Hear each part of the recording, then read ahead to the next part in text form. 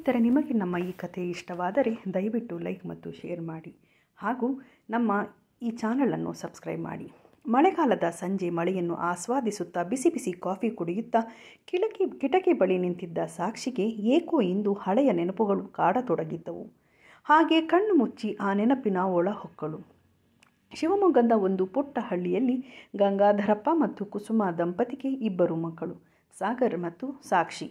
ಓದಿನಲ್ಲಿ ಅತಿ ಬುದ್ಧಿವಂತರಾಗಿದ್ದ ಇಬ್ಬರನ್ನು ಹೆಚ್ಚು ಓದಿಸುವ ಸಲುವಾಗಿ ಆ ಪುಟ್ಟ ಹಳ್ಳಿಯಿಂದ ವರ್ಗಾವಣೆ ತೆಗೆದುಕೊಂಡು ಪಟ್ಟಣಕ್ಕೆ ಬಂದರು. ಅದೇ ಸಮಯದಲ್ಲಿ ಗಂಗಾಧರಪ್ಪ ಅವರ ಪ್ರಾಣ ಸ್ನೇಹಿತ ಚಂದ್ರಪ್ಪನವರು ಅವರ ಪಕ್ಕದ ಮನೆಯಲ್ಲೇ ಒಂದು ಮನೆಯನ್ನು ಕೊಡಿಸಿದರು. 6ಕ್ಕೆ ಏರದೆ 3ಕ್ಕೆ ಇಳಿಯದಿದ್ದರೂ ಜೀವನ ತುಂಬ ಚೆನ್ನಾಗಿತ್ತು. ಯಾವುದರಲ್ಲೂ ಅತೃಪ್ತಿ ತೋರದೆ ಸಂತೃಪ್ತಿಯ ಜೀವನವನ್ನು ನಡೆಸಿಕೊಂಡು ಮನೆ ಮಕ್ಕಳನ್ನು ಚೆನ್ನಾಗಿ ನೋಡಿಕೊಳ್ಳುತ್ತಿರುವ ಮಡದಿ. ಹೀಗಿರುವಾಗ ಜೀವನಕ್ಕೆ ಇನ್ನೇನು ಬೇಕು? ಆದರೆ ಚಂದ್ರಪ್ಪನವರ ಮನೆಯಲ್ಲಿ 3 ಹೆಣ್ಣು ಮಕ್ಕಳು. ಚಂದ್ರಪ್ಪನವರ ತಾಯಿ ಅವರ ಹೆಂಡತಿ ಪಂಕಜಳಿಗೆ ಬರೀ ಗಂಡು ಮಕ್ಕಳಿಲ್ಲ ಎಂದು ಯಾವಾಗಲೂ ಕಾಟ ಕೊಡುತ್ತಿದ್ದರು. ಪಂಕಜ ಕುಸುಮಳ ಮನೆಯಲ್ಲಿ ಬಂದು ಕಣ್ಣೀರಿಡುತ್ತಿದ್ದರು. ಹೀಗೆ ಒಮ್ಮೆ ಕುಸುಮ ಮತ್ತು ಗಂಗಾಧರಪ್ಪ ಹೇಳಿದ್ದರು, ನಿಮ್ಮ ಮೊದಲ ಮಗಳನ್ನು ನಾವೇ ನಮ್ಮ ಸಾಗರನಿಗೆ ತಂದುಕೊಳ್ಳುತ್ತೇವೆ, ಚಿಂತೆ ಮಾಡಬೇಡಿ ಎಂದಿದ್ದರು. ಸಾಗರ್ ಮತ್ತು ಸ್ನೇಹ ದೊಡ್ಡವರ ಈ ಒಪ್ಪಂದಕ್ಕೆ ಚಪ್ಪಾಳೆ ತಟ್ಟಿದ್ದರು. ಆಟ ಆಡುವಾಗ ಯಾವಾಗಲೂ ಉಳಿದವರು ಅವರಿಬ್ಬರನ್ನು ಗಂಡ ಹೆಂಡತಿ ಮಾಡುತ್ತಿದ್ದರು. ಮಕ್ಕಳಲ್ಲಿ ಇದು ಆಳವಾಗಿ ಬೇರೂರಿತು. ಮುಂದೆ ಅವರು ಹರೆಯಕ್ಕೆ ಕಾಲಿಟ್ಟಾಗ ವಯೋಸಹಜ ಬಯಕೆ ಎನ್ನುವಂತೆ ಅವರಿಗೂ ಒಬ್ಬರ ಮೇಲೆ ಒಬ್ಬರಿಗೆ ಪ್ರೀತಿಯುಂಟಾಯಿತು. ಹೀಗೆ ಕಾಲಚಕ್ರವು ಸಾಗಿತು. ಸಾಗರ್ MBBS ಮುಗಿಸಿ ಹೃದಯ ತಜ್ಞನಾಗಲು ಡೆಲ್ಲಿ ಕಾಲೇಜಿನಲ್ಲಿ MDಗೆ ಸೇರಿಕೊಂಡಿದ್ದ. ಸಾಕ್ಷಿ ಮೈಕ್ರೋಬಯಾಲಜಿಯಲ್ಲಿ MSc ಮಾಡಿ ಒಂದು ಖಾಸಗಿ ಕಂಪನಿಯಲ್ಲಿ ಬೀಜ ಉತ್ಪಾದನೆಯನ್ನು ಮಾಡುವ ವಿಭಾಗದಲ್ಲಿ ಕೆಲಸ ಮಾಡುತ್ತಿದ್ದಳು. ಅವಳಿಗೆ ಲ್ಯಾಬ್ನಲ್ಲಿ ಕೆಲಸ ಮಾಡುವುದೆಂದರೆ ಆಸಕ್ತಿ. ಇದೇ ಸಮಯದಲ್ಲಿ ಸಂತೋಷ್ ಕುಟುಂಬದಿಂದ ಸಂಬಂಧ ಬಂದಿತ್ತು. ಸಂತೋಷ್ ಕುಟುಂಬದವರು ಪ್ರಸಿದ್ಧ ವ್ಯಾಪಾರಸ್ಥರು. ಅವರಿಗೆ ಅವರದೇ ಆದ ಔಷಧಿ ಬೀಜಗಳನ್ನು ಮಾರಾಟ ಮಾಡುವ ದೊಡ್ಡ ಮಳಿಗೆಯಿತ್ತು. ಇದಲ್ಲದೆ ವ್ಯವಸಾಯಕ್ಕೆ ಉಪಯೋಗ ಮಾಡುವ ಎಷ್ಟೋ ರೀತಿಯ ಯಂತ್ರೋಪಕರಣಗಳನ್ನು ಕೂಡ ಮಾರಾಟ ಮಾಡುತ್ತಿದ್ದರು. ಸಾಕ್ಷಿ ವಿದ್ಯೆ ಅವರಿಗೆ ಸಹಾಯವೂ ಕೂಡ ಆಗುತ್ತಿತ್ತು. ಎರಡೂ ಮನೆಯವರು ಒಪ್ಪಿದ ಮೇಲೆ ಅದ್ಧೂರಿಯಿಂದ ಮದುವೆಯಾಯಿತು. ಮದುವೆಯ ಸಮಯದಲ್ಲಿ ಎಲ್ಲರೂ ಪ್ರೀತಿಯಿಂದ ಹೊಂದಿಕೊಂಡು ಮದುವೆಯನ್ನು ಮುಗಿಸಿದ್ದರು. ಸಂತೋಷನಾದರೂ ಸಾಕ್ಷಿಯನ್ನು ತುಂಬ ಚೆನ್ನಾಗಿ ನೋಡಿಕೊಳ್ಳುತ್ತಿದ್ದ. ಮನೆ ಮೆಚ್ಚಿದ ಸೊಸೆಯಾಗಿ ಮನ ಮೆಚ್ಚಿದ ಮಡದಿಯಾಗಿ ಸಾಕ್ಷಿಯ ಜೀವನ ತುಂಬ ಚೆನ್ನಾಗಿ ನಡೆಯುತ್ತಿತ್ತು. ಪ್ರತಿದಿನವೂ ಸಂತೋಷ್ ಮಲ್ಲಿಗೆಯ ದಂಡು ತೆಗೆದುಕೊಂಡು ಮನೆಗೆ ಬರುತ್ತಿದ್ದ. ಇಬ್ಬರು ಹೊರಗೆ ಸುತ್ತಾಡುವುದಕ್ಕೆ ಹೋಗುತ್ತಿದ್ದರು. ಅತ್ತೆ ಮಾವ ಕೂಡ ಸಾಕ್ಷಿಯ ಮೇಲೆ ಯಾವ ಒತ್ತಡವನ್ನು ಹೇರುತ್ತಿರಲಿಲ್ಲ. ಸಂಸಾರದಲ್ಲಿ ಎಲ್ಲವೂ ಚೆನ್ನಾಗಿ ನಡೆಯುತ್ತಿತ್ತು. ಸಾಗರ್ ಕೂಡ MD ಮುಗಿಸಿಕೊಂಡು ಬಂದ ಮೇಲೆ ಬೆಂಗಳೂರಿನ ಪ್ರಸಿದ್ಧ ಹಾಸ್ಪಿಟಲ್ನಲ್ಲಿ ಕೆಲಸ ಸಿಕ್ಕರೂ ಶಿವಮೊಗ್ಗದ ಹಾಸ್ಪಿಟಲ್ನಲ್ಲಿ ಕೆಲಸಕ್ಕೆ ಸೇರಿಕೊಂಡ. ತನ್ನ ತಂದೆಗೆ ಹೇಳಿದ, ಸಂಬಳ ಸ್ವಲ್ಪ ವ್ಯತ್ಯಾಸವಿರಬಹುದು, ಬೆಂಗಳೂರಿನಲ್ಲಿ ತುಂಬ ಜನ ಡಾಕ್ಟರ್ಸ್ ಇದ್ದಾರೆ, ನಾನು ನಮ್ಮೂರಿನಲ್ಲಿ ಇದ್ದು ಜನರ ಸೇವೆ ಮಾಡುತ್ತೇನೆ ಎಂದು. ಒಂದು ದಿವಸ ಸತ್ಯನಾರಾಯಣ ಸ್ವಾಮಿ ವ್ರತಕ್ಕೆ ಸಾಕ್ಷಿಯ ಮನೆಯವರೆಲ್ಲರನ್ನೂ ಆಹ್ವಾನಿಸಿದ್ದರು. ಎಲ್ಲರೂ ಬಂದಾಗ ಸಂತೋಷನ ತಂಗಿ ಸಾನ್ವಿಗೆ ಸಾಗರ್ ಮೇಲೆ ಪ್ರೀತಿ ಉಂಟಾಯಿತು. ಸಿನಿಮಾ ಹೀರೋ ರೀತಿ ಇದ್ದ ಸಾಗರ್ನ ಕಂಡು ಅವನ ಮೇಲೆ ಪ್ರೀತಿಯುಂಟಾಗುವುದು ಸಹಜ. ಆದರೆ ಅವಳಿಗೂ ತಿಳಿದಿತ್ತು, ಸಾಗರ್ನ ಮದುವೆ ಈಗಾಗಲೇ ಗಂಗಾಧರಪ್ಪ ಅವರ ಗೆಳೆಯ ಚಂದ್ರಪ್ಪ ಅವರ ಮಗಳು ಸ್ನೇಹಳ ಜೊತೆ 20 ವರ್ಷದ ಕೆಳಗೆ ನಿಶ್ಚಯವಾಗಿದೆ ಎಂದು. ಇದು ಅವಳಿಗೆ ಬೇಕಾಗಿರಲಿಲ್ಲ. ಅವಳ ಪ್ರಕಾರ ಅದು ಮೂರ್ಖ ನಿರ್ಧಾರ. ಆಗಿನ ಕಾಲಕ್ಕೆ ಅದು ಸರಿ ಇರಬಹುದು. ಸಾಗರ್ MD ಮಾಡಿ ಡಾಕ್ಟರ್ ಆಗಿದ್ದಾನೆ, ನಾನು MBBS ಮಾಡಿದ್ದೇನೆ. ಆದರೆ ಸ್ನೇಹ ಬರೀ BSc ಮಾಡಿದ್ದಾಳೆ. ಒಂದು ಹಳ್ಳಿಯಲ್ಲಿ ಸರ್ಕಾರಿ ಶಾಲೆಯಲ್ಲಿ ಈಗ ಕೆಲಸಕ್ಕೆ ಸೇರಿದ್ದಾಳೆ. ನಮ್ಮಿಬ್ಬರಲ್ಲಿ ಹೋಲಿಕೆ ಮಾಡಿದರೆ ನಾನೇ ಅವಳಿಗಿಂತ ಸುಂದರಿ ಹಾಗೂ ನನ್ನನ್ನು ಮದುವೆಯಾದರೆ ಲಾಭವೇ ಇದೆ. ಒಂದು ನರ್ಸಿಂಗ್ ಹೋಮ್ ತೆಗೆಯಬಹುದು ಎಂದು ಅಂದುಕೊಂಡಳು. ಅಲ್ಲದೆ ಮನೆಯಲ್ಲಿ ಬಂದು ಈ ವಿಷಯವನ್ನು ತನ್ನ ತಂದೆ ತಾಯಿಗೆ ಹೇಳಿದಳು. ನಾನು ಮದುವೆಯಾಗುವುದಾದರೆ ಸಾಗರ್ನನ್ನು ಮಾತ್ರ, ಇಲ್ಲದಿದ್ದರೆ ಯಾರನ್ನೂ ಮದುವೆಯಾಗುವುದಿಲ್ಲ ಎಂದಳು. ಈಗಾಗಲೇ ಅವಳು ಕೊನೆ ವರ್ಷದ MBBS ಮಾಡುತ್ತಿದ್ದಳು. ಸಾಗರ್ ಮತ್ತು ಸ್ನೇಹನ ವಿಷಯ ತಿಳಿದಿದ್ದ ಸಾಕ್ಷಿಯ ಅತ್ತೆ ಮಾವ ಏನು ಮಾಡುವುದೆಂದು ತಿಳಿಯದಾದರು. ಸ್ವಭಾವತಃ ಒಳ್ಳೆಯವರಾದಳು ಮಗಳ ಮೇಲಿನ ಅಂಧ ಪ್ರೀತಿ ಅವಳ ಹಠಮಾರಿತನಕ್ಕೆ ಹೆದರಿದರು. ವಿಷಯವನ್ನು ಮೊದಲು ಸಂತೋಷನಿಗೆ ತಿಳಿಸಿದರು. ಸಂತೋಷ್ ಇದಕ್ಕೆ ಒಪ್ಪಲಿಲ್ಲ. ಬಲವಂತದ ಮದುವೆ ಸಾಧ್ಯವಿಲ್ಲ. ನಾವು ಮದುವೆ ಮಾಡಿಸಬಹುದು, ಆದರೆ ಸಂಸಾರ ಮಾಡಬೇಕಾಗಿರುವವರು ಇವರು. ಇದು ಹೇಗೆ ಸಾಧ್ಯ ಎಂದು ಸಾನ್ವಿಗೆ ಬುದ್ಧಿ ಹೇಳಿದನು. ಹುಟ್ಟಿನಿಂದಲೂ ಹಠಮಾರಿಯಾದ ಸಾನ್ವಿ ಇವರನ್ನು ಎದುರಿಸಬೇಕೆಂದು ತನ್ನ ಕೈ ಕೊಯ್ದುಕೊಂಡಳು. ಸಾನ್ವಿ ನರಳುವುದನ್ನು ನೋಡಿ ಸಂತೋಷ್ ಮತ್ತು ಅವನ ತಂದೆ ತಾಯಿಗಳು ಹೆದರಿದರು. ಅವಳನ್ನು ಆಸ್ಪತ್ರೆಗೆ ಸೇರಿಸಿದರು. ಕೆಲಸ ಮುಗಿಸಿ ಸಂಜೆ ಮನೆಗೆ ಬಂದ ಸಾಕ್ಷಿಗೆ ಸಾನ್ವಿ ಆಸ್ಪತ್ರೆಯಲ್ಲಿರುವುದು ತಿಳಿಯಿತು. ಅಲ್ಲಿಗೆ ಹೋದಾಗ ಸಂತೋಷ್ ಅವಳನ್ನು ಕರೆದುಕೊಂಡು ಇರುವ ವಿಷಯವೆಲ್ಲವನ್ನೂ ಹೇಳಿದ. MBBS ಓದುತ್ತಿದ್ದರೂ ಸಾನ್ವಿ ಮಾಡಿದ ಬಾಲಿಶ ಕೆಲಸಕ್ಕೆ ಅವಳಿಗೆ ಅವಳ ಮೇಲೆ ಮೊದಲು ಸಿಟ್ಟು ಬಂದರೂ ಮರುಕ ಹುಟ್ಟಿತು. ಏಕೆಂದರೆ ಸಾಗರ್ ಮತ್ತು ಸ್ನೇಹಾಳ ಪ್ರೀತಿಯನ್ನು ಬಾಲ್ಯದಿಂದಲೂ ನೋಡಿಕೊಂಡು ಬಂದಿದ್ದಳು. ಅವರಿಬ್ಬರನ್ನು ಬೇರೆ ಮಾಡುವ ಪ್ರಶ್ನೆಯೇ ಇರಲಿಲ್ಲ. ಇಲ್ಲಿ ಸಾನ್ವಿಗೆ ಮಾನಸಿಕ ಚಿಕಿತ್ಸೆ ಕೊಡಿಸುವ ಅಗತ್ಯ ಕಾಣಿಸಿತು. ಅದನ್ನೇ ಅವಳು ಸಂತೋಷ್ ಮತ್ತು ಅತ್ತೆ ಮಾವನಿಗೆ ಹೇಳಿದಳು. ಮಗಳನ್ನು ರಕ್ತದ ಮಡುವಿನಲ್ಲಿ ನೋಡಿದ್ದ ಅವರು ಸೊಸೆಯ ಬಗ್ಗೆ ಕೋಪಗೊಂಡರು. ಮದುವೆಯಾಗಿ ಸಂಸಾರ ಮಾಡಿದ ಗಂಡ ಹೆಂಡತಿಯರು ಬೇರೆಯಾಗುವಾಗ ಸಾಗರ್ಗೆ ಸಾನ್ವಿಯನ್ನು ಮದುವೆ ಮಾಡಲು ಹೇಳಿದರೆ ತಪ್ಪೇನು? ಅವನಿಗೆ ಒಳ್ಳೆಯ ನರ್ಸಿಂಗ್ ಹೋಮ್ ಹಾಕಿಕೊಡಲು ನಾವು ಹಣ ಸಹಾಯ ಮಾಡುತ್ತೇವೆ. ಸಾನ್ವಿ ಕೂಡ MBBS ಓದುತ್ತಿದ್ದಾಳೆ. ಸಾಗರನಿಗೆ ಸ್ನೇಹಳಿಗಿಂತ ಎಲ್ಲ ರೀತಿಯಲ್ಲೂ ಸಾನ್ವಿಯೇ ಜೋಡಿ ಎಂದು ಮಾತನಾಡಿದರು. ವ್ಯಾಪಾರಸ್ಥರಾದ ಇವರ ವ್ಯಾವಹಾರಿಕ ಮಾತನ್ನು ಕೇಳಿ ಸಾಕ್ಷಿಗೆ ಬೇಸರವಾಯಿತು. ಅವಳು ಏನೂ ಮಾತನಾಡಲಿಲ್ಲ. ಮುಂದಿನ 2 ದಿನಗಳಲ್ಲಿ ಸಾನ್ವಿಯ ಡಿಸ್ಚಾರ್ಜ್ ಆಗಿ ಮನೆಗೆ ಬಂದಳು. ಅವಳು ಅತ್ತಿಗೆಯ ಕೈ ಹಿಡಿದು ಅಳುತ್ತಾ ಸಣ್ಣ ಮಕ್ಕಳಂತೆ ದಯವಿಟ್ಟು ಸಾಗರ್ನನ್ನು ಒಪ್ಪಿಸಿ ಅತ್ತಿಗೆ, ಅವನನ್ನು ಬಿಟ್ಟು ಬೇರೆಯವರನ್ನು ಮದುವೆಯಾಗುವುದಿಲ್ಲ ಎಂದಳು. ಅವಳ ಹಠವನ್ನು ಕಂಡು ಇವಳು ಮರುಗಿದಳು. ತಿಳಿ ಹೇಳಲು ಪ್ರಯತ್ನಿಸಿದಳು. ಚಿಕ್ಕವರಿದ್ದಾಗಲೇ ಅವರ ಮದುವೆ ನಿಶ್ಚಯವಾಗಿದೆ ಹಾಗೂ ಹರೆಯದಿಂದ ಅವರು ಒಬ್ಬರನ್ನೊಬ್ಬರು ಪ್ರೀತಿಸುತ್ತಾರೆ. ಇದು ವ್ಯಾಪಾರವಲ್ಲ. ಇದರ ಪಕ್ಕ ಇದಿದ್ದರೆ ಅದಕ್ಕೆ ಸೊಬಗು ಎನ್ನಲು. ಮದುವೆ ಮಾಡಿ ಆಗುವಷ್ಟು ಸುಲಭವಲ್ಲ ಸಂಸಾರವನ್ನು ಮಾಡುವುದು. ಒಬ್ಬರ ಮೇಲೆ ಒಬ್ಬರಿಗೆ ಒಲವಿಲ್ಲದಿದ್ದರೆ ಸಂಸಾರದಲ್ಲಿ ಏನು ಸುಖವಿರುತ್ತದೆ? ಇಂದು ನಮ್ಮೆಲ್ಲರ ಬಲವಂತಕ್ಕೆ ಸಾಗರ್ ಒಪ್ಪಿ ಮದುವೆಯಾದರೂ ಸ್ನೇಹ ಹಾಗೇ ಉಳಿಯುತ್ತಾಳೆ. ಎಲ್ಲರೂ ಕೊರಗುತ್ತಾರೆ. ನಮ್ಮ ತಂದೆ ತಾಯಿ, ಅವರ ತಂದೆ ತಾಯಿ, ನಾನು, ಎಲ್ಲರೂ. ನೀನೊಬ್ಬಳು ಬದಲಾದರೆ ಎಲ್ಲರೂ ಖುಷಿಯಿಂದ ಇರಬಹುದು. ನಾಳೆ ಯಾವುದಾದರೂ ಕೌನ್ಸಿಲರ್ ಹತ್ರ ಹೋಗೋಣ. ಮೇಲೆ ಏಳು, ಹೀಗೆ ಅಳುತ್ತಾ ಕೂತ್ಕೋಬೇಡ ಎಂದಳು. ಮದುವೆಗೆ ಸಹಾಯ ಮಾಡುವ ಬದಲು ತನಗೇ ಬುದ್ಧಿ ಹೇಳುತ್ತಿರುವ ಅತ್ತಿಗೆಯ ಬಗ್ಗೆ ಸಾನ್ವಿಗೆ ಕೋಪ ಬಂತು. ಜೋರಾಗಿ ಕಿರುಚಾಡಿದಳು. ಒಳಗೆ ಬಂದ ಅತ್ತೆ ಮಾವ ಇವಳನ್ನು ಚೆನ್ನಾಗಿ ಬೈದರು. ನಾವು ಇಷ್ಟು ದೊಡ್ಡ ಶ್ರೀಮಂತರಾದರೂ ವರದಕ್ಷಿಣೆ ವರೋಪಚಾರ ತೆಗೆದುಕೊಳ್ಳದೆ ನಿನ್ನನ್ನು ಮದುವೆ ಮಾಡಿಕೊಂಡಿದ್ದೇವೆ. ಆ ಋಣ ನಿನಗೆ ಬೇಡವೇ? ಸಂತೋಷ್ ನಿನ್ನನ್ನು ಹೇಗೆ ನೋಡಿಕೊಳ್ಳುತ್ತಾ ಇದ್ದಾನೆ? ನಾನು ನಿನ್ನನ್ನು ಹೇಗೆ ನೋಡಿಕೊಳ್ಳುತ್ತಿದ್ದೇನೆ? ಆ ಋಣಕ್ಕಾದರೂ ನಿನಗೆ ನಿನ್ನ ಅಣ್ಣನನ್ನು ಒಪ್ಪಿಸಲು ಸಾಧ್ಯವಿಲ್ಲವೇ? ನೀನೆಂಥ ಸ್ವಾರ್ಥಿ ಎಂದು ಬೈದರು. ಕಣ್ಣೀರು ಹಾಕುತ್ತಾ ಇನ್ನೊಂದು ಮಾತನಾಡದೆ ಸಾಕ್ಷಿ ರೂಮ್ ಒಳಗೆ ಹೋದಳು. ಸಂತೋಷ್ ಬಂದಾಗ ನಡೆದ ವಿಷಯವನ್ನು ಅವನಿಗೆ ಹೇಳಿದಳು. ಅವನೂ ಕೂಡ ಇವಳನ್ನು ಅರ್ಥ ಮಾಡಿಕೊಳ್ಳದೆ ಚೆನ್ನಾಗಿ ಬೈದನು. ನೀನು ಮೊದಲು ಮನೆಗೆ ಹೋಗು, ನಿನ್ನ ಅಣ್ಣನನ್ನು ಒಪ್ಪಿಸು. ಅವನು ಈ ಮದುವೆಗೆ ಒಪ್ಪಿಕೊಂಡರಷ್ಟೇ ನೀನು ಈ ಮನೆಗೆ ವಾಪಸ್ ಬರುತ್ತೀಯಾ? ಇಲ್ಲ ಅಂದರೆ ನೀನು ಅಲ್ಲೇ ಇದ್ದು ಬಿಡು. ನನಗೆ ನನ್ನ ತಂಗಿ ಮುಖ್ಯ ಎಂದನು. ಅವಳಿಗೆ ತಲೆ ಸುತ್ತಿ ಬಂದ ಹಾಗೆ ಆಯಿತು. ಇಷ್ಟು ಪ್ರೀತಿಯಿಂದ ನೋಡಿಕೊಳ್ಳುತ್ತಿದ್ದ ಗಂಡ ಇವರೇನಾ? ಯಾಕೆ ಎಲ್ಲರೂ ವಾಸ್ತವವನ್ನು ಅರ್ಥ ಮಾಡಿಕೊಳ್ಳದೆ ಬರೀ ವ್ಯಾಪಾರಸ್ಥರಾಗಿ ಯೋಚಿಸುತ್ತಿದ್ದಾರೆ? ಇದರಲ್ಲಿ ನನ್ನ ತಪ್ಪೇನಿದೆ? ನಾನು ಹೇಗೆ ಹೋಗಿ ಕೇಳಲಿ? ನಾನು ಹೇಗೆ ಇನ್ನೊಂದು ಹೆಣ್ಣಿನ ಜೀವನವನ್ನು ಹಾಳು ಮಾಡಲಿ? ದೈಹಿಕ ಆಕರ್ಷಣೆಗೆ ಒಳಗಾದ ನಾದಿನಿಯನ್ನು ಮಾನಸಿಕ ತಜ್ಞರ ಹತ್ತಿರ ತೋರಿಸಿ ಅವಳನ್ನು ಹುಷಾರು ಮಾಡುವ ಬದಲು ಇನ್ನೊಬ್ಬರ ವಸ್ತುವನ್ನು ಬಲವಂತದಿಂದ ಕೇಳುತ್ತಿದ್ದಾಳೆ. ಅದು ಸಾಧ್ಯವೇ? ಕಣ್ಣೀರು ಹಾಕುತ್ತಾ ಕುಳಿತಿದ್ದಳು ಸಾಕ್ಷಿ. ಸಂತೋಷ್, ಇನ್ನು 5 ನಿಮಿಷ ಕೊಡುತ್ತೇನೆ. ನಿನ್ನ ಬಟ್ಟೆ ಪ್ಯಾಕ್ ಮಾಡಿ ಹೊರಡು. ಸಾಗರ್ ಈ ಮದುವೆಗೆ ಒಪ್ಪಿದರೆ ಅಷ್ಟೇ ನಿನಗೆ ಈ ಮನೆ ಒಳಗೆ ಪ್ರವೇಶ ಎಂದರು. ತರಾತುರಿಯಲ್ಲಿ ತನ್ನ ಕೆಲವು ಬಟ್ಟೆಗಳನ್ನು ಪ್ಯಾಕ್ ಮಾಡಿಕೊಂಡು ಸಾಕ್ಷಿ ಹೊರಟಳು. ಮನೆಯವರೆಗೂ ಬಿಟ್ಟನೇ ಹೊರತು ಮನೆಗೆ ಬರಲಿಲ್ಲ. ಬಾಡಿದ್ದ ಮುಖವನ್ನು ನೋಡಿದ ಅವಳ ತಂದೆ ತಾಯಿಗೆ ಏನೋ ಸರಿಯಿಲ್ಲ ಅನ್ನಿಸಿತು. ಮನೆಗೆ ಬಂದ ಮಗಳನ್ನು ಅವಳೇ ವಿಷಯವನ್ನು ಹೇಳಲಿ ಎಂದು ಲೋಕಾರೂಢಿಯಾಗಿ ಮಾತನಾಡುತ್ತಾ ಪ್ರತಿದಿನ ಹೇಗಿರುತ್ತಿದ್ದರೂ ಹಾಗೇ ಇರುತ್ತಿದ್ದರು. ಸಾಗರ್ ಕೂಡ ತಂಗಿಯನ್ನು ನೋಡಲು ಆಸ್ಪತ್ರೆಯಿಂದ ಬೇಗ ಬಂದಿದ್ದ. ಎಲ್ಲರೂ ಊಟವಾದ ಮೇಲೆ ಸಾಕ್ಷಿ ಹೇಳಿದಳು, ಮನೆಯಲ್ಲಿ ಸ್ವಲ್ಪ ತೊಂದರೆಯಾಗಿದೆ. ಸಾನ್ವಿಗೆ ಒಬ್ಬರ ಮೇಲೆ ಮನಸ್ಸಾಗಿದೆ. ಆದರೆ ಆ ಹುಡುಗನಿಗೆ ಈಗಾಗಲೇ ಮದುವೆ ನಿಶ್ಚಯವಾಗಿದೆ. ಇವಳು ಕೈ ಕುಯ್ದುಕೊಂಡು ಆ ಹುಡುಗನ್ನೇ ಮದುವೆಯಾಗುತ್ತೇನೆ, ನೀವು ಒಪ್ಪಿಸಿ ಎಂದು ಹಠ ಮಾಡುತ್ತಿದ್ದಾಳೆ.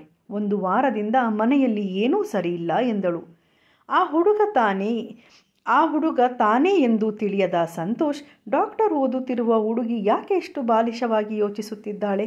ಮದುವೆ ಎಂದರೆ ಹುಡುಗಾಟನ? ಆ ಬಟ್ಟೆ ಚೆನ್ನಾಗಿಲ್ಲ, ಇನ್ನೊಂದು ಬಟ್ಟೆ ಹಾಕಿಸಿಕೊಳ್ಳಬಹುದು ಎಂದು. ಅವರಿಗೆ ಇನ್ನೊಂದು ಬಟ್ಟೆಯನ್ನು ತೆಗೆದುಕೊಂಡಲು ಅಥವಾ ಬೇರೆಯವರ ಬಟ್ಟೆಯನ್ನು ನಾವು ಹಾಕಿಕೊಳ್ಳಲು ಸಾಧ್ಯವಾ? ಆ ಹುಡುಗನನ್ನು ಒಪ್ಪಿಸಿ ಬಲವಂತವಾಗಿ ಇವಳು ಮದುವೆ ಮಾಡಿದರೆ ಆ ಹುಡುಗಿಯ ಗತಿಯೇನು? ಬಲವಂತದಿಂದ ಮದುವೆ ಮಾಡಲು ಸಾಧ್ಯವೇ ಹೊರತು ಸಂಸಾರ ಮಾಡಲು ಸಾಧ್ಯವೇ? ಭಾವ, ನೀನು ಬುದ್ಧಿ ಹೇಳುವುದಕ್ಕಾಗಲಿಲ್ವಾ ಎಂದನು. ಅದಕ್ಕೆ ಸಾಕ್ಷಿ, ಅವಳು ಕೈ ಕುಯ್ದುಕೊಂಡ ಮೇಲೆ ನಿಮ್ಮ ಭಾವ, ಅತ್ತೆ, ಮಾವ ಏನಾದರೂ ಆಗಲಿ ಆ ಹುಡುಗನ ಜೊತೆ ಮದುವೆ ಮಾಡಬೇಕು ಅಂತ ಓಡಾಡುತ್ತಿದ್ದಾರೆ. ಅಷ್ಟರಲ್ಲಾಗಲೇ ಸ್ನೇಹ ಕೂಡ ಅಲ್ಲಿಗೆ ಬಂದಳು. ಅವಳು ಹೋಗಿ ಸಾಗರನ ಪಕ್ಕ ಕೂತ್ಕೊಂಡು ಏನು ವಿಷಯ ಎಂದು ಕೇಳಿದಳು. ವಿಷಯ ತಿಳಿದ ಮೇಲೆ ಅವಳು, ನನ್ನ ಶಾಲೆಯಲ್ಲೂ ಕೂಡ ಮಕ್ಕಳು ಬೇರೆಯವರ ಪೆನ್ಸಿಲ್ ಚೆನ್ನಾಗಿದ್ದರೆ ನನಗೂ ಬೇಕೆಂದು ಹಠ ಮಾಡುತ್ತಾರೆ. ಇದು ಒಳ್ಳೆ ಆಗಿದೆಯಲ್ಲ. ಪೆನ್ಸಿಲ್ ಆದರೆ ಒಂದೇ ಥರದ್ದು 100 ಇರುತ್ತೆ. ಗಂಡುಗಳು ಏನು ಹಾಗಿರ್ತಾವಾ? ಆ ಹುಡುಗಿ ಕತೆ ಏನು? ಹೋಗಲಿ, ಆ ಹುಡುಗ ಇವಳೊಟ್ಟಿಗೆ ಜೀವನ ಮಾಡೋಕ್ಕೆ ಸಾಧ್ಯನಾ? ನೀವೇ ಬುದ್ಧಿ ಹೇಳಬೇಕು ಸಾಕ್ಷಿ. ಯಾವುದಾದ್ರೂ ಕೌನ್ಸಿಲರ್ ಹತ್ರ ಕರ್ಕೊಂಡು ಹೋಗಿ ಅಂತ ಸ್ನೇಹ ಹೇಳ್ತಾಳೆ ಮತ್ತು ಸಂತೋಷ್ನ ಅಲ್ಲಿಂದ ಕರ್ಕೊಂಡು ಹೋಗ್ತಾಳೆ. ಏಕೆಂದರೆ ಮುಂದಿನ ತಿಂಗಳು ನಡೆಯುವ ಅವರ ಮದುವೆಗೆ ಆಹ್ವಾನ ಪತ್ರಿಕೆಯ ಸಿದ್ಧತೆ ಮಾಡಬೇಕಿರುತ್ತದೆ. ಸಾಗರ್ ಹೋಗುವುದನ್ನು ಹಾಗೆ ನೋಡುತ್ತಿದ್ದ ಮಗಳಿಗೆ ಗಂಗಾಧರಪ್ಪ ಹೇಳುತ್ತಾರೆ, ಆ ಹುಡುಗ ಯಾರು ಪುಟ್ಟ ಎಂದು. ಸಾಗರ್ ಅಪ್ಪ ಎಂದು ಸಾಕ್ಷಿ ಜೋರಾಗಿ ಅಳಲು ಪ್ರಾರಂಭಿಸುತ್ತಾಳೆ. ಇದನ್ನು ಕೇಳಿದ ಕುಸುಮ ಮತ್ತು ಗಂಗಾಧರಪ್ಪ ದಂಪತಿಗೆ ಸಿಡಿಲು ಬಡಿದ ಹಾಗೆ ಆಗುತ್ತದೆ. ಇದನ್ನು ಅವರು ಎಂದೂ ನಿರೀಕ್ಷಿಸಿರಲಿಲ್ಲ. ಸಾಕ್ಷಿಯ ಮದುವೆಯ ಸಮಯದಲ್ಲಿ ಸಾಗರ್ ಹಾಗೂ ಸ್ನೇಹರ ವಿಷಯವನ್ನು ಅವರಿಗೆ ತಿಳಿಸಿಯಾಗಿತ್ತು. ಸಾನ್ವಿಗೆ ಕೂಡ ಇದರ ಬಗ್ಗೆ ಗೊತ್ತಿತ್ತು. ಇದೆಂಥ ಹುಚ್ಚಾಟ ಅಂದುಕೊಂಡರು ಅವರು. ತಮ್ಮ ಮಗಳಿಗೆ, ಇದರಲ್ಲಿ ನಿನ್ನ ಅಭಿಪ್ರಾಯ ಏನಮ್ಮ ಎಂದರು. ಇದರಲ್ಲಿ ಅಭಿಪ್ರಾಯ ಹೇಳಲು ಏನಿದೆ ಅಪ್ಪ? ಅಣ್ಣ ಮತ್ತು ಸ್ನೇಹ ಸಣ್ಣವರಿದ್ದಾಗಿಂದಲೂ ತಮ್ಮ ಮದುವೆ ಎಂದು ಅದೇ ಮನಸ್ಥಿತಿಯಲ್ಲಿ ಬೆಳೆದಿದ್ದಾರೆ. ಅವರಿಬ್ಬರು ಒಬ್ಬರನ್ನೊಬ್ಬರು ಇಷ್ಟು ಗಾಢವಾಗಿ ಪ್ರೀತಿಸುತ್ತಿದ್ದಾರೆ. ಅಣ್ಣನನ್ನು ಕೇಳಲು ಸಾಧ್ಯವೇ ಇಲ್ಲ ಅಪ್ಪ ಎಂದಳು. ಸರಿಯಪ್ಪ, ಇವಾಗ ಸಮಯವಾಗಿದೆ. ಈ ವಿಷಯವನ್ನು ಅಣ್ಣನಿಗೆ ಇವಾಗಲೇ ಹೇಳಬೇಡಿ. ನಾನೇ ಸಮಯ ನೋಡಿ ಹೇಳುತ್ತೇನೆ. ಮಲಗಿಕೊಳ್ಳಿ. ಬೆಳಗ್ಗೆ ನಾನು ಕೆಲಸಕ್ಕೆ ಹೊರಡಲು ತಡವಾಗುತ್ತದೆ ಎಂದಳು.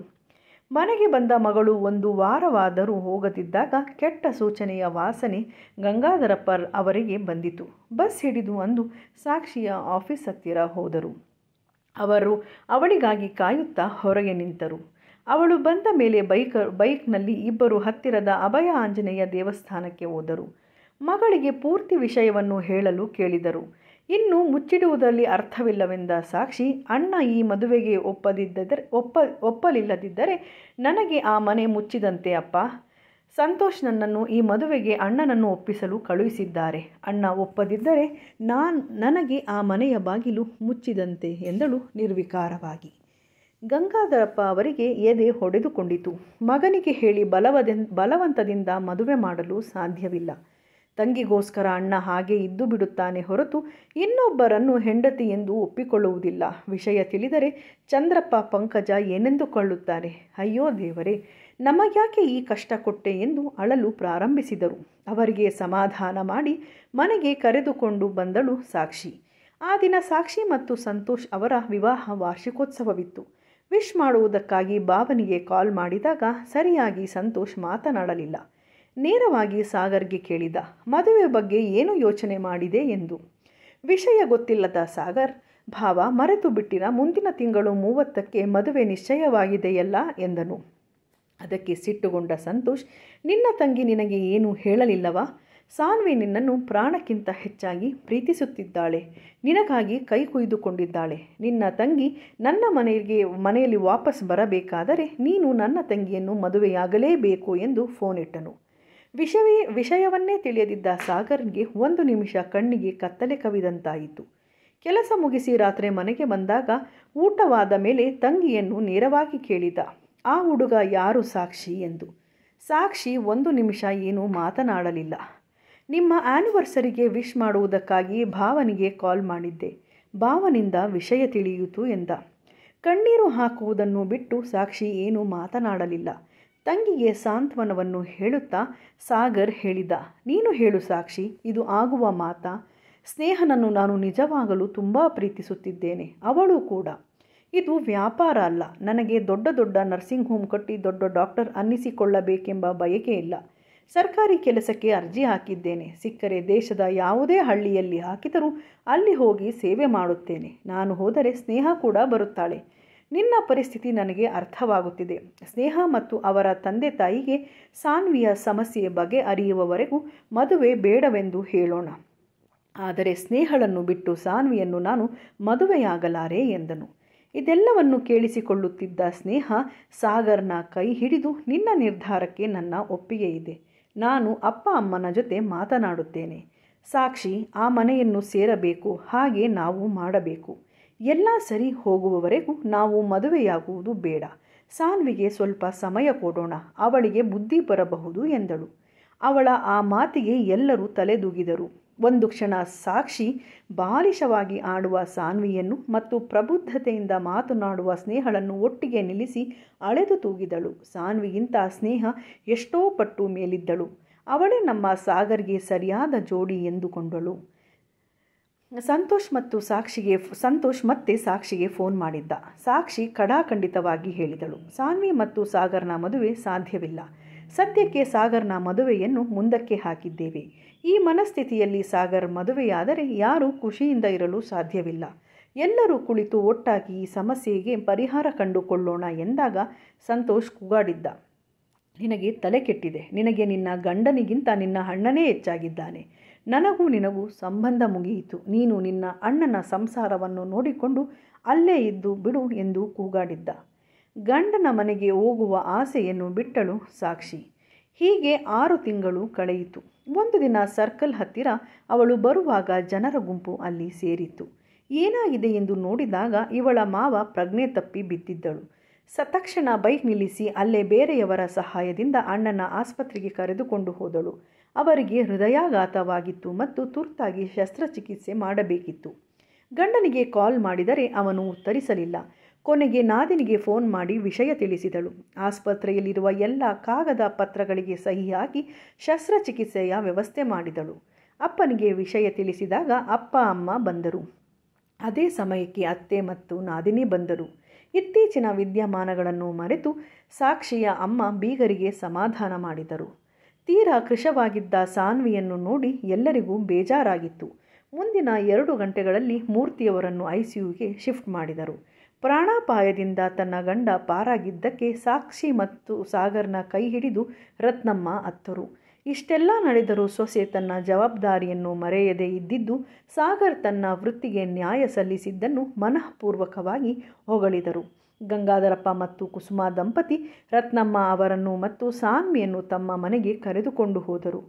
ಕುಸುಮಾ ರಜಾ ಹಾಕಿ ಆಸ್ಪತ್ರೆಯಲ್ಲಿ ಇರುತ್ತಾಳೆ, ನೀವು ಬನ್ನಿ ಎಂದು ಕರೆದುಕೊಂಡು ಹೋದರು. ಅಲ್ಲಿ ಊಟ ಮಾಡಿ ಅವರಿಗೆ ಮಲಗುವ ವ್ಯವಸ್ಥೆ ಮಾಡುತ್ತಿರುವಾಗ ಸ್ನೇಹ ಬಂದಳು. ರತ್ನಮ್ಮ ಅವರನ್ನು ವಿಚಾರಿಸಿದಳು ಹಾಗೂ ಸಾನ್ವಿಯ ಕೈ ಹಿಡಿದು ಟೆರೇಸ್ ಮೇಲೆ ಕರೆದುಕೊಂಡು ಹೋದಳು. ಹುಣ್ಣಿಮೆಯ ಚಂದ್ರನನ್ನು ತೋರಿಸುತ್ತಾ, ಸಾನ್ವಿ ಹೇಗಿದ್ದೀಯಾ ಎಂದಳು. ಸಾನ್ವಿ ಏನೂ ಮಾತನಾಡಲಿಲ್ಲ. ಸ್ನೇಹಳೆ ಮುಂದುವರಿಸುತ್ತಾ, ನಾನು ಮತ್ತು ಸಾಗರ್ ಚಿಕ್ಕ ವಯಸ್ಸಿನಿಂದಲೇ ಗಂಡ ಹೆಂಡತಿ ಎಂದು ಬೆಳೆದಿದ್ದೇವೆ. ಬಹುಶಃ ಅರೇಕೆ ಬಂದಾಗ ನೋಟದಿಂದ ಒಬ್ಬರನ್ನೊಬ್ಬರು ಇಷ್ಟಪಟ್ಟಿದ್ದರೆ ವಿಷಯವೇ ಬೇರೆಯಾಗುತ್ತಿತ್ತು. ಒಬ್ಬರು ಕೇಳಿದರು ಎಂದು ಪ್ರೀತಿಯನ್ನು ಬಿಟ್ಟುಕೊಡಲು ಸಾಧ್ಯವಾ? ಈ ಬಂಧ ಎಲ್ಲವನ್ನೂ ಮೀರಿದ್ದು. ಬಲವಂತದಿಂದ ಸಾಗರ್ ನಿನ್ನೊಡನೆ ಮದುವೆಯಾದರೂ ನಾಳೆ ನಿಮ್ಮ ಸಂಸಾರ ಸುಖವಾಗಿರುತ್ತದೆ ಅಂದುಕೊಂಡೆಯಾ? ನೀನು ಓದಿದ್ದೀಯಾ, ತಿಳಿದುಕೊಂಡಿದ್ದೀಯಾ? ವಿಚಾರ ಮಾಡು. ನಿನ್ನಿಂದ ಅಣ್ಣ ಅತ್ತಿಗೆ ಬೇರೆಯಾಗಿದ್ದಾರೆ. ನಿನ್ನ ಅಣ್ಣನ ಸಂಸಾರವನ್ನು ಸರಿ ಮಾಡುವುದು ನಿನ್ನ ಜವಾಬ್ದಾರಿಯಲ್ಲವೇ? ಸಾಗರ್ನ ಜೊತೆ ಒಮ್ಮೆ ಮಾತಾಡು. ಅವನು ನಿನ್ನನ್ನು ಮದುವೆಯಾಗಲು ಒಪ್ಪಿದರೆ ನನ್ನ ಅಭ್ಯಂತರವಿಲ್ಲ. ಈ ಜನ್ಮಕ್ಕೆ ಇನ್ನೊಬ್ಬರನ್ನು ಮದುವೆಯಾಗಲಾರೆ. ನಿನಗೆ ಗೊತ್ತಾ, ನಾನು PUCಯಲ್ಲಿ ಹೆಚ್ಚು ಅಂಕ ಪಡೆದಿದ್ದೆ. ಮೆಡಿಕಲ್ಗೆ ಗೌರ್ಮೆಂಟ್ ಸೀಟ್ ಸಿಕ್ಕಿತ್ತು. ನನ್ನನ್ನು ಡಾಕ್ಟರ್ ಮಾಡಬೇಕೆಂದು ಅಪ್ಪನ ಆಸೆ ಇತ್ತು. ಅವರ ಬಲವಂತಕ್ಕೆ ಎಕ್ಸಾಮ್ ಬರೆದಿದ್ದೇ ಹೊರತು ನನಗಿದ್ದ ಆಸಕ್ತಿ ಶಿಕ್ಷಕಿಯಾಗುವುದು. ಸಮಾಜಕ್ಕೆ ಉತ್ತಮ ವಿದ್ಯಾವಂತರನ್ನು ಕೊಡುಗೆಯಾಗಿ ನೀಡುವುದರಲ್ಲಿ ಶಿಕ್ಷಕರ ಪಾತ್ರ ಬಹಳ ದೊಡ್ಡದು. ಎಲ್ಲರೂ ಡಾಕ್ಟರ್, ಇಂಜಿನಿಯರ್ ಆಗಬೇಕೆಂದು ಕೂತರೆ ಸಮಾಜದ ಇನ್ನುಳಿದ ಸ್ಥಳಗಳಲ್ಲಿ ಕೆಲಸ ಮಾಡುವವರು ಯಾರು? ನನಗೆ ಸೈನ್ಯಕ್ಕೆ ಸೇರಬೇಕೆಂಬ ಆಸೆ ಇತ್ತು. ಆದರೆ ನಿನಗೇ ಗೊತ್ತಿರುವಂತೆ ನನಗೆ ದೈಹಿಕ ಸಾಮರ್ಥ್ಯವಿಲ್ಲ. ಎಲ್ಲರೂ ತಮ್ಮ ತಮ್ಮಲ್ಲಿ ಸ್ವಾರ್ಥವನ್ನು ತುಂಬಿದ್ದರೆ ನಮ್ಮ ದೇಶಕ್ಕೆ ಸಂದೀಪ್ ಉನ್ನಿಕೃಷ್ಣನ್ ಅಂತಹ ಸೈನಿಕರು ಸಿಗುತ್ತಿರಲಿಲ್ಲ. ಅತಿ ಬುದ್ಧಿವಂತನಾದ ಒಬ್ಬನೇ ಮಗನಾದರೂ ಸಹಿತ ಅವನ ಹೆತ್ತವರು ದೇಶ ಸೇವೆಗಾಗಿ ಅವನನ್ನು ಬಿಟ್ಟರು. ಸೈನ್ಯಕ್ಕೆ ಸೇರುವ ಅರ್ಹತೆ ಇಲ್ಲದಿದ್ದರೇನು, ಅಲ್ಲಿಗೆ ಹೋಗುವ ಅರ್ಹತೆ ಗಳಿಸಲು ಮಕ್ಕಳಿಗೆ ಸಹಾಯ ಮಾಡಲು ನಾನು ಬಯಸುತ್ತೇನೆ. ನಾನು ಇಷ್ಟಪಟ್ಟು ಈ ವೃತ್ತಿಯನ್ನು ಆಯ್ಕೆ ಮಾಡಿಕೊಂಡಿದ್ದೇನೆ. ಹಾಗೆ ಸಾಗರ್ ಕೂಡ ಸರ್ಕಾರಿ ಕೆಲಸಕ್ಕೆ ಅರ್ಜಿ ಹಾಕಿದ್ದಾನೆ. ಒಮ್ಮೆ ಸಿಕ್ಕರೆ ಯಾವ ಗ್ರಾಮವಾದರೂ ಸರಿ ಹೊರಡುತ್ತೇವೆ. ಒಮ್ಮೆ ನೀನು ಸಾಗರ್ನೊಂದಿಗೆ ಮಾತನಾಡು ಸಾನ್ವಿ ಎಂದು ಹೇಳಿ ಸ್ನೇಹ ಹೊರಟು ಹೋದಳು. ಸಾನ್ವಿಗೆ ತನ್ನ ತಪ್ಪಿನ ಅರಿವಾಗುವುದಕ್ಕೆ ಪ್ರಾರಂಭವಾಯಿತು. ಹೌದು, ಅಣ್ಣನ ಮದುವೆಯಲ್ಲಿಯೇ ಸಾಗರ್ ಮತ್ತು ಸ್ನೇಹನ ವಿಷಯ ನಮಗೆ ತಿಳಿದಿತ್ತು. ಯಾಕೋ ನನಗೆ ಅವನ ಮೇಲೆ ಮನಸ್ಸಾಯಿತು. ಇದು ನನ್ನ ಮನದ ದೌರ್ಬಲ್ಯವೇ ಸರಿ. ವೈದ್ಯಳಾದ ನಾನು ಮಾನಸಿಕ ತಜ್ಞರೊಂದಿಗೆ ಸಮಾಲೋಚಿಸಿ ಇದನ್ನು ಬೇಕಿತ್ತು. ಪ್ರೀತಿಸುವುದು ತಪ್ಪಲ್ಲ. ಪ್ರೀತಿಯನ್ನು ಬಲವಂತದಿಂದ ಪಡೆಯುವುದು ತಪ್ಪು. ಇದರಿಂದ 3 ಕುಟುಂಬಗಳು ನರಳುತ್ತಾ ಇವೆ. ನನ್ನ ಅಣ್ಣನಿಗೆ ಫೋನ್ ಮಾಡಿ ನಡೆದ ಎಲ್ಲ ವಿಷಯವನ್ನು ತಿಳಿಸಿದಳು. ಸಂತೋಷನಿಗೆ ತನ್ನ ಸ್ವಾರ್ಥದ ಬಗ್ಗೆ ಅರಿವಾಯಿತು. ತಾನು ಏನು ಕಳೆದುಕೊಂಡಿದ್ದೇನೆ ಎಂದು ತಿಳಿದು ಮರುದಿನ ಬಂದವನೇ ಸೀದಾ ಆಸ್ಪತ್ರೆಗೆ ಹೋದ. ಅಲ್ಲಿ ಹೊರಗಡೆ ಚೇರ್ ಮೇಲೆ ಸಾಗರ್ನ ಭುಜಕ್ಕೆ ಒರಗಿ ಸಾಕ್ಷಿ ನಿದ್ದೆ ಮಾಡುತ್ತಿದ್ದಳು. ಎಷ್ಟು ಸೊರಗಿದ್ದಾಳೆ ಈ 6 ತಿಂಗಳಿನಿಂದ ಎಂದು ಅವನಿಗೆ ಅನ್ನಿಸಿತು. ಇವನು ಒಮ್ಮೆ ಕೆಮ್ಮಿದಾಗ ಸಾಗರ್ ಎಚ್ಚರಗೊಂಡ. ತನ್ನ ತಂಗಿಯ ನಿದ್ದೆಗೆ ಭಂಗಗೊಳಿಸದೆ ನಿಧಾನಕ್ಕೆ ಅವಳನ್ನು ಗೋಡೆಗೆ ಒರೆಸಿ ಎದ್ದು ಬಂದ. ಭಾವ, ಏನೂ ತೊಂದರೆ ಇಲ್ಲ. Hit and run case. Police complaint ಆಗಿದೆ. ಆ ಆಘಾತದಿಂದ ಅವರಿಗೆ ಹೃದಯಾಘಾತವಾಗಿ ಬ್ಲಾಕೇಜ್ ಇತ್ತು. ಈಗ ಪ್ರಾಣಾಪಾಯದಿಂದ ಪಾರಾಗಿದ್ದಾರೆ. ನಾಳೆ ಬೆಳಗ್ಗೆ ವಾರ್ಡ್ಗೆ ಶಿಫ್ಟ್ ಮಾಡಿ ಮುಂದಿನ ವಾರ ಡಿಸ್ಚಾರ್ಜ್ ಮಾಡ್ತೀವಿ ಎಂದು ಹೇಳಿದ. ಸಂತೋಷನ ಕಣ್ಣಲ್ಲಿದ್ದ ಕಣ್ಣೀರನ್ನು ಗಮನಿಸಿ, ಹೆದರಬೇಡಿ ಭಾವ, ಹುಷಾರಾಗ್ತಾರೆ ಮಾವ ಎಂದು ಹೇಳಿದ. ಸಂತೋಷ್ ಸಾಗರನನ್ನು ಬಿಗಿದಪ್ಪಿದ. ತಾನು ಕೊನೆಯ ಬಾರಿ ಅವನೊಂದಿಗೆ ತೀರಾ ತಪ್ಪಾಗಿ ಮಾತನಾಡಿದ್ದರ ಬಗ್ಗೆ ಅವನಿಗೆ ನಾಚಿಕೆಯಾಗಿತ್ತು. ಅಲ್ಲಿ ಎಲ್ಲೂ ಸಾಗರ್ ಕಾಣದಾದಾಗ ಸಾಕ್ಷಿ ಎದ್ದಳು. ನೋಡಿದರೆ ಸಾಗರ್ ಮತ್ತು ಸಂತೋಷ್ ಅಲ್ಲಿದ್ದರು.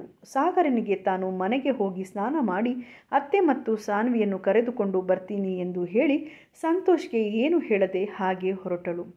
ಸಂತೋಷ್ ಎದೆಯ ಮೇಲೆ ತನ್ನ ಕೈ ಇಟ್ಟು ಅವಳನ್ನೇ ನೋಡುತ್ತಾನೆ. ತಂಗಿಯ ಮೇಲಿನ ಮಮಕಾರದಿಂದ ಎಂಥ ಅನರ್ಘ್ಯ ರತ್ನವನ್ನು ಕಳೆದುಕೊಂಡಿದ್ದೇನೆ ಎಂದು ಅವನಿಗೆ ಅನ್ನಿಸಿತು.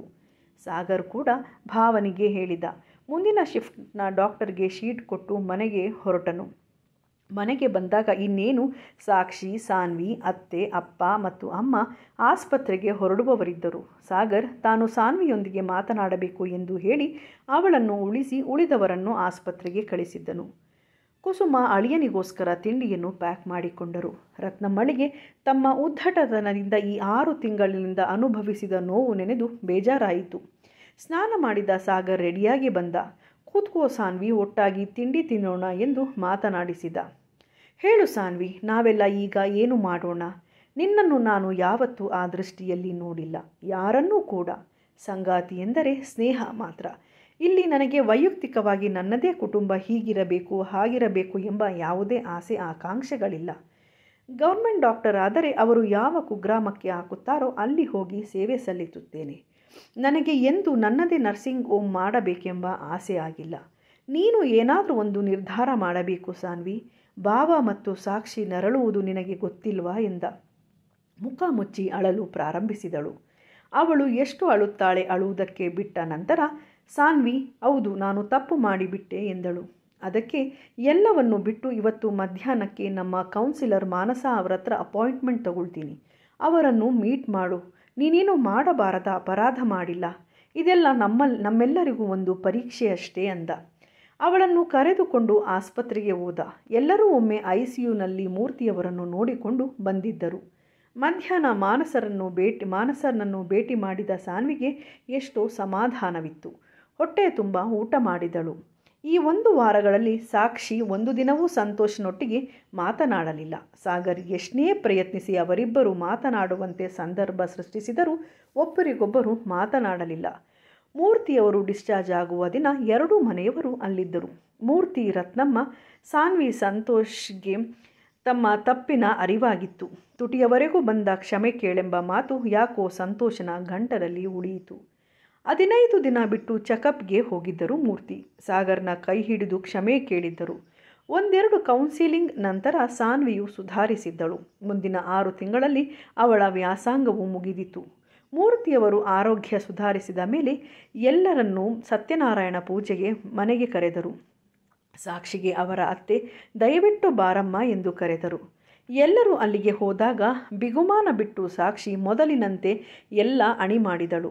ಪೂಜೆಗೆ ಸಂತೋಷ್ನ ಪಕ್ಕ ಅವಳನ್ನು ಕೂರಲು ಹೇಳಿದಾಗ, ಇದು ಮಾವನಿಗೋಸ್ಕರ ಮಾಡುತ್ತಿರುವ ಪೂಜೆ, ಅತ್ತೆ ಮತ್ತು ಮಾವ ಕೂರಲಿ ಎಂದು ಬಲವಂತದಿಂದ ಅವರನ್ನು ಕೂರಿಸಿದಳು. ಪೂಜೆ ಎಲ್ಲ ಮುಗಿದು ಎಲ್ಲರೂ ಹೊರಟ ಮೇಲೆ ಮನೆಯವರಷ್ಟೇ ಉಳಿದಿದ್ದರು. ರತ್ನಮ್ಮ ಸೊಸೆಗೆ, ನಿನ್ನ ಗಂಡನನ್ನು ಕರೆದುಕೊಂಡು ಬಾ, ಕಾಫಿಯ ಹೊತ್ತಾಗಿದೆ ಅಂದರು. ಮನಸ್ಸಿಲ್ಲದ ಮನಸ್ಸಿನಿಂದ ಮೇಲೆ ಹೋದ ಸಾಕ್ಷಿಗೆ ಕಿಟಕಿಯ ಆಚೆ ಹೊರಗೆ ನೋಡುತ್ತಿರುವ ಸಂತೋಷ್ ಕಂಡರು. ತುಂಬ ಸೊರಗಿದ್ದಾರೆ ಎನ್ನಿಸಿತು. ತನ್ನ ರೂಮ್ ಎಷ್ಟು ಸಂತಸವನ್ನು ಕೊಟ್ಟಿತ್ತು ನನ್ನ ಬಾಳಿನಲ್ಲಿ. ಆದರೆ ಇಂದು ನಾನು ಹೊರಗಿನವಳು ಎಂದುಕೊಳ್ಳುತ್ತಿರುವಾಗ ಯಾರೋ ಬಂದ ಹಾಗೆ ಅನ್ನಿಸಿ ಸಂತೋಷ್ ತಿರುಗಿದರೆ ಅಲ್ಲಿ ಸಾಕ್ಷಿ ಇದ್ದಳು. ಇಬ್ಬರ ಕಣ್ಣುಗಳು ಬೆರೆತವು. ಮಾತಿನಲ್ಲಿ ಹೇಳದಿದ್ದ ಎಷ್ಟೋ ಭಾವನೆಗಳು ಕಣ್ಣಲ್ಲಿ ಕಣ್ಣೀರ ರೂಪ ಪಡೆದವು. ಸಂತೋಷ್ ಬಂದು ಅವಳನ್ನು ಬಿಗಿದಪ್ಪಿ ಕಣ್ಣೀರು ಸುರಿಸಿದ. ಇಬ್ಬರ ಒಡಲಾಳದಲ್ಲಿ ಇದ್ದ ನೋವು ಕಣ್ಣೀರಾಗಿ ಹೋಗಿ ಇಬ್ಬರ ಮನಸ್ಸು ಹಗುರಾಯಿತು. ಇಬ್ಬರಿಗೂ ಸಿಕ್ಕ ಈ ಅವಕಾಶವನ್ನು ಮನಸ್ಸಿನ ಭಾವನೆ ವ್ಯಕ್ತಪಡಿಸಲು ಸಾಧ್ಯವಾಯಿತು. ಸಂತೋಷ್ ಹೇಳಿದ್ದು ಇಷ್ಟೇ, ತಪ್ಪಾಗಿದೆ, ಕ್ಷಮಿಸಿ, ಬಾ ಸಾಕ್ಷಿ, ನಿನ್ನ ಬಿಟ್ಟು ಇರಲಾರೆ ಎಂದು. ತನ್ನ ಭಾವನೆಗಳನ್ನು ತಹಬದಿಗೆ ತಂದುಕೊಳ್ಳುತ್ತಾ ಸಾಕ್ಷಿ ಹೇಳಿದಳು, ಅತ್ತೆ ಕಾಫಿ ಕುಡಿಯಲು ಕರೆಯುತ್ತಿದ್ದಾರೆ, ಬನ್ನಿ ಎಂದು. ಕಾಫಿ ಕುಡಿದ ಮೇಲೆ ರತ್ನಮ್ಮ ಹೇಳಿದರು, ಸಾನ್ವಿಗೆ ಗಂಡು ಗೊತ್ತಾಗಿದೆ, ಹುಡುಗ ಅಮೆರಿಕಾದಲ್ಲಿ ಇದ್ದಾನೆ, ಇವಳು MD ಅಲ್ಲೇ ಮಾಡುತ್ತಾಳೆ ಎಂದು ಫೋಟೋ ತೋರಿಸಿದರು. ಸಾಗರ್ ಮನಸಾರೆ ಹಾರೈಸಿದ ಹಾಗೂ ಒಳ್ಳೆಯ ನಿರ್ಧಾರ ಎಂದ. ಆಗ ಸಾನ್ವಿ ಅತ್ತಿಗೆಯ ಬಳಿ ಬಂದು, ನನ್ನಿಂದ ತಪ್ಪಾಯಿತು, ಎಲ್ಲರ ಸಂಬಂಧದಲ್ಲಿ ಬಿರುಕು ಬಂತು, ನಾನು ಸ್ನೇಹಳೊಟ್ಟಿಗೆ ಮಾತನಾಡಿದ್ದೇನೆ, ಸಾಗರ್ ಮತ್ತು ಸ್ನೇಹನನ್ನು ಮನಃಪೂರ್ವಕವಾಗಿ ಹಾರೈಸುತ್ತೇನೆ, ದಯವಿಟ್ಟು ವಾಪಸ್ ಮನೆಗೆ ಬನ್ನಿ ಅತ್ತಿಗೆ ಎಂದಳು. ಯಾವುದೇ ಏರಿಳಿತವಿಲ್ಲದೆ ಸಾಕ್ಷಿ, ನನಗೆ ಸಮಯ ಬೇಕು, ಎಲ್ಲರೂ ನನ್ನನ್ನು ಕ್ಷಮಿಸಿ. ಒಂದು ಕ್ಷಣವೂ ಬಿಟ್ಟಿರಲಾರದಿದ್ದ ನಾನು ಮತ್ತು ಸಂತೋಷ್ 6 ತಿಂಗಳಿನಿಂದ ನಮ್ಮ ಪಾಡಿಗೆ ಇದ್ದೇವೆ. ಅಂದು ನಡೆದ ಘಟನೆಗಳಿಂದ ನನ್ನ ಮನಸ್ಸು ತುಂಬ ಘಾಸಿಗೊಂಡಿದೆ. ಬೇಕೆಂದಾಗ ಪಡೆಯಲು, ಬೇಡವೆಂದಾಗ ತೊರೆಯಲು ಮನಸ್ಸು ಆಟಿಕೆಯಲ್ಲ. ನನಗೆ ಒಂದು ಹೊಸ ಪ್ರಾಜೆಕ್ಟ್ನ ಸಂಶೋಧನೆಗಾಗಿ ಪಶ್ಚಿಮ ಘಟ್ಟಕ್ಕೆ ಟ್ರಾನ್ಸ್ಫರ್ ಆಗಿದೆ. 2 ವರ್ಷದ ಅಗ್ರಿಮೆಂಟ್, ನಾನು ಒಪ್ಪಿಕೊಂಡಿದ್ದೇನೆ. ನಾನು ಬುಧವಾರ ಹೊರಡುತ್ತೇನೆ. ಸಾಗರ್ ಮತ್ತು ಸ್ನೇಹಾಳ ಮದುವೆ ಹಾಗೂ ಸಾನ್ವಿಯ ಮದುವೆಗೆ ಬಂದು ನನ್ನ ಕರ್ತವ್ಯ ಮಾಡುತ್ತೇನೆ. ನನಗೆ 2 ವರ್ಷ ಸಮಯ ಕೊಡಬೇಕು. ಅಷ್ಟರಲ್ಲಿ ಸಂತೋಷ್ಗೆ ಯಾರಾದರೂ ಇಷ್ಟವಾದರೆ ಅವರು ಮತ್ತೊಂದು ಮದುವೆಯಾಗಬಹುದು. ನನ್ನ ಅಭ್ಯಂತರ ಇಲ್ಲ. ಕಾನೂನು ಪ್ರಕಾರವಾಗಿ ಮುಂದುವರೆಯೋಣ. ಯಾರಿಗಾದರೂ ಬೇಜಾರಾಗಿದ್ದರೆ ದಯವಿಟ್ಟು ಕ್ಷಮಿಸಿ ಎಂದು ದೇವರ ಮನೆಗೆ ಹೋಗಿ ಕುಂಕುಮ ಇಟ್ಟುಕೊಂಡು ತನ್ನ ಬೈಕಿನಲ್ಲಿ ಹೊರಟಳು. ರತ್ನಮ್ಮ ಅತ್ತರು. ಯಾರು ಏನು ಮಾತನಾಡದೆ ಹೊರಟರು. ಮೊದಲು ಸಾಗರ್ ಮತ್ತು ಸ್ನೇಹಾಳ ಮದುವೆಯಾಯಿತು. ಏನೂ ಆಗಿಲ್ಲವೆನ್ನುವಂತೆ ಎಲ್ಲ ಖುಷಿಯಿಂದ ಮದುವೆ ಮಾಡಿದರು. ಸಂತೋಷ ಸಾಕ್ಷಿಯೊಂದಿಗೆ ಏಕಾಂತದಲ್ಲಿ ಮಾತನಾಡಲು ಸಮಯ ಸಿಗಲಿಲ್ಲ. 6 ತಿಂಗಳಿಗೆ ಸಾನ್ವಿಯ ಮದುವೆಯಲ್ಲಿ ಖುಷಿಯಿಂದ ಸಂತೋಷ್ ಮತ್ತು ಸಾಕ್ಷಿ ಧಾರೆ ಎರೆದುಕೊಟ್ಟರು. ಸಂತೋಷ್ ಅವಳೊಟ್ಟಿಗೆ ಏನೂ ಮಾತನಾಡಲಿಲ್ಲ, ಹಾಗೆ ಸಾಕ್ಷಿ ಕೂಡ.